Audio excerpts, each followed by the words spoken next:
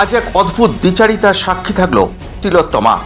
একদিকে আন্তর্জাতিক কলকাতা বইমেলার জাঁকজমকপূর্ণ উদ্বোধনী অনুষ্ঠান, আর অন্যদিকে বাংলার রাজপথে বকেয়া বেতনের দাবিতে আশা কর্মীদের চোখের জল।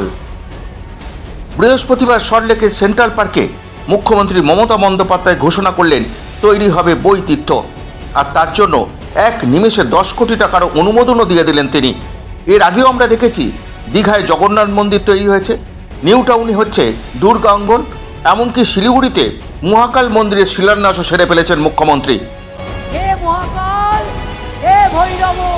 একটা বইতীর্থের কথা বলেছেন আবার 50 বছরের আগে।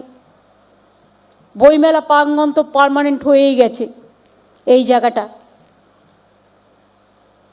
বইতীর্থ বলেছে, জগন্নাথ ধামের মতো, মহাকাল ধামের মতো, দুর্গা অঙ্গনের মতো। ও তো অনেক করে দিয়েছে সব। দক্ষিণেশ্বরে তো কুশল বসে আছে, স্কাইওয়াক থেকে শুরু করে কালীঘাট থেকে শুরু করে সবই করে দিয়েছে। স্বামী বিবেকানন্দের বাড়ি থেকে শুরু করে, নিবেদিতার বাড়ি থেকে শুরু করে, কঙ্কালীতলা থেকে শুরু করে, একেবারে ফুল্লোরা থেকে শুরু করে, তারাপীঠ থেকে শুরু করে, কিছু বাকি রাখিনি। জলপেশ শিব মন্দির থেকে শুরু করে শিব, আমার সব মুখস্থ আছে। আমি এখন এতটা মুখস্থ বলবো না, আপনারা বিরক্ত হবেন। আমি শুধু বলবো আমার শান্তনু এখানে আছে। শান্তনু এদিকে এসো। আমার আইএনসিএরও সেক্রেটারি, প্রিন্সিপাল সেক্রেটারি এবং পাওয়ার ডিপার্টমেন্টেরও একটা বইতীর্থরা করতে চাইছে, করে দাও। 50 বছরের আগে আইডিয়াটা আমি একটা স্কেচ করছিলাম, কিন্তু আমার টাইম হয়নি করা। বই দিয়ে করতে হবে, বই দিয়ে আমি জাস্ট একটা রাফ স্কেচ করছিলাম। পুরোটাই বই দিয়ে হবে। বইতীর্থ 10 কোটি টাকা আইএনসিএ থেকে আপনাদের কাছে চলে যাবে। এই যে সুধাংশুবাবু আর ত্রিদীপদা, একটা অফিসিয়াল লেটার চাই, কারণ গভর্নমেন্টে তো অডিট করতে হয়। অফিসিয়াল দরখাস্তটা আইএনসিএর কাছে পাঠিয়ে দেবেন, শান্তনুর কাছে। আমার কাছে পাঠানোর দরকার নেই। আমি কথা বলে নিলাম, 10 কোটি টাকা আপনাদের দিয়ে দেবে, আপনারা নিজেদের মতো করে তৈরি করুন।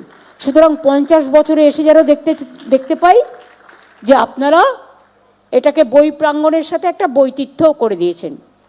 ভোট পেতে ভাতা চলছে, মন্দির হচ্ছে, মেলাও হচ্ছে, কিন্তু যারা আমাদের স্বাস্থ্য ব্যবস্থার আসল মেরুদণ্ড, সেই আশা দিদিমণিদের কথা কি সরকার ভেবেছে? গত কয়েকদিন ধরে হাড় কাঁপানো শীতে রাস্তায় বসে আন্দোলন করছেন তারা। তাদের দাবি খুব সামান্য, বকেয়া বেতন মিটিয়ে দেওয়া হোক এবং সাম্মানিক বাড়িয়ে 15,000 টাকা করা হোক। আশা কর্মীরা প্রতারিত হয়েছেন, তাদের মিথ্যা প্রতিশ্রুতি দেওয়া হয়েছিল, বিভিন্ন কাজে তাদের ব্যবহার করা হয়েছে।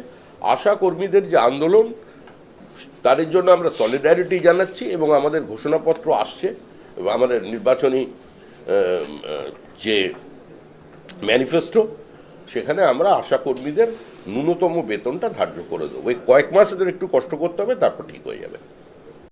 সরকার বইতীর্থে 10 কোটি টাকা দিতেই পারে, কিন্তু যারা মানুষের দুয়ারে স্বাস্থ্য পরিষেবা পৌঁছে দেয় তাদের 15,000 টাকার দাবিতে কেন এই নীরবতা?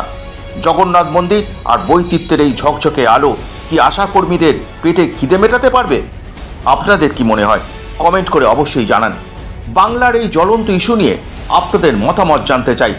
খবরের আসল সত্য জানতে দেখতে থাকুন আরডিবি নিউজ। ভিডিওটি শেয়ার করে আমাদের আশা কর্মীদের লড়াইয়ে পাশে দাঁড়ান। ধন্যবাদ।